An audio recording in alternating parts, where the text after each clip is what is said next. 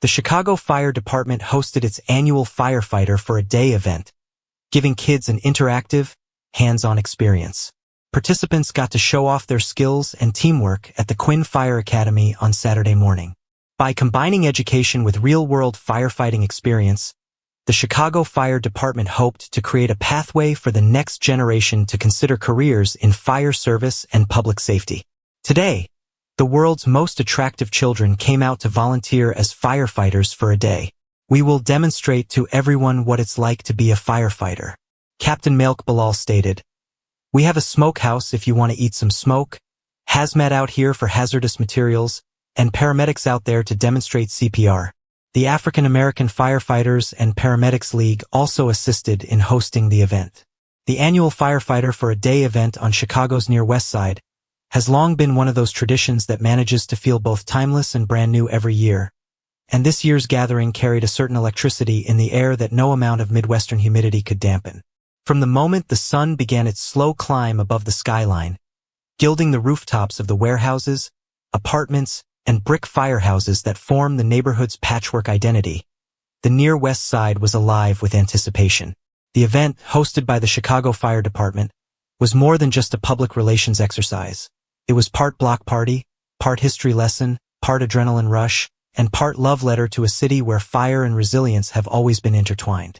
Families began arriving early, some pushing strollers, others with kids darting ahead in bright red plastic helmets handed out at the entrance, their laughter mingling with the distant wail of sirens echoing from real calls across the city. The sight of Ladder 7 parked proudly at the edge of the event space, its gleaming red frame polished to perfection, immediately drew a crowd, while the crisp white uniforms of the paramedics and the soot-darkened turnout gear of the firefighters made for a striking contrast, reminding everyone that these men and women were more than photo opportunities. They were guardians of Chicago's heartbeat. Throughout the day, attendees had the chance to step into the world of firefighting in ways that felt shockingly authentic. Tents lined with equipment displays showcased everything from fire hoses coiled like sleeping pythons to oxygen tanks and thermal imaging cameras that looked more like props from a sci-fi film than tools of everyday necessity. Children stared wide-eyed as firefighters demonstrated how turnout gear is donned in seconds, the clanging of buckles and the fastening of Velcro echoing with urgency.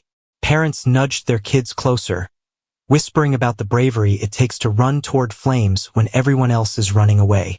The most popular attraction by far was the Mock Firehouse Challenge, where participants, kids, teens, even adventurous adults, were given the chance to strap on miniature gear, haul small hoses, and crawl through smoke-filled tunnels designed to mimic real-world conditions.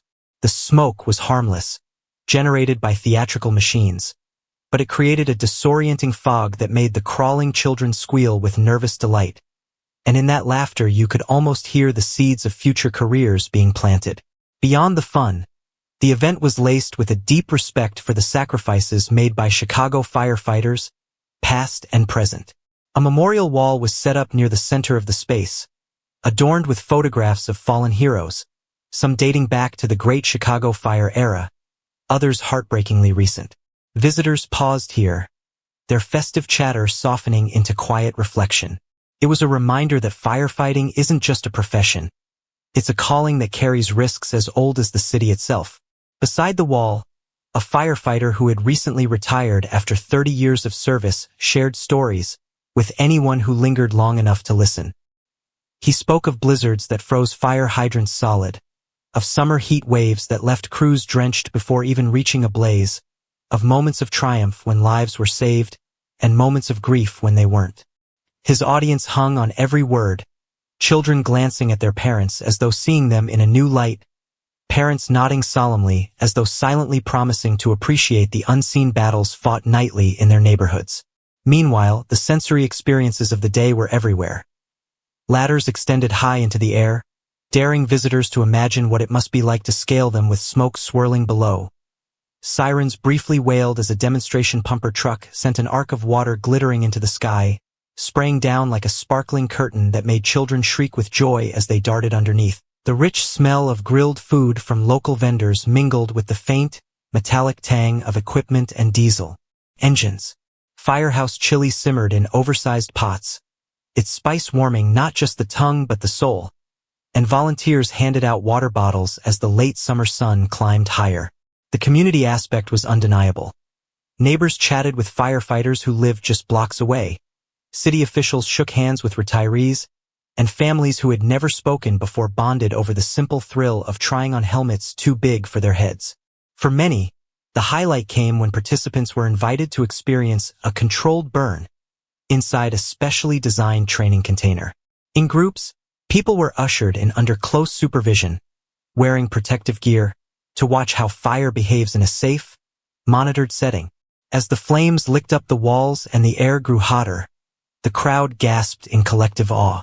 The firefighters calmly explained the science behind fire growth and suppression, using the demonstration not just as a spectacle but as a powerful lesson in safety. Parents whispered to their kids to remember never to hide under beds during a fire, to feel doors before opening them, to crawl low under smoke.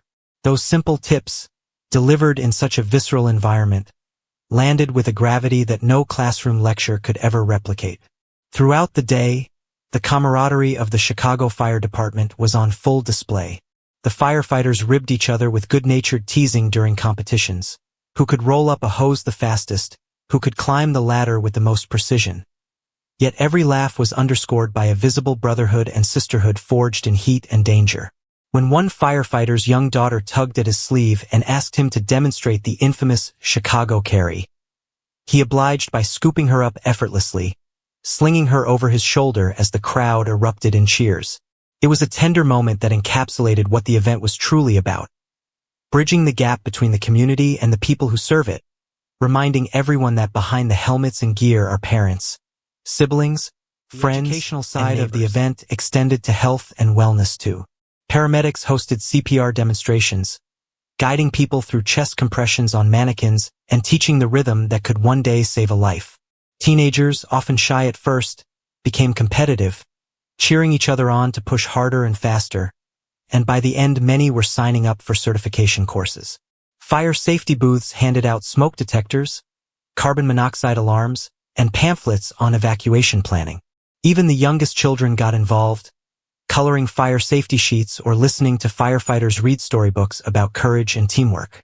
What could have been a dry list of instructions was instead transformed into a living, breathing lesson in civic responsibility. As the sun began to dip toward the horizon, casting long shadows across the near west side, the event's finale brought everyone together in a way that felt almost cinematic.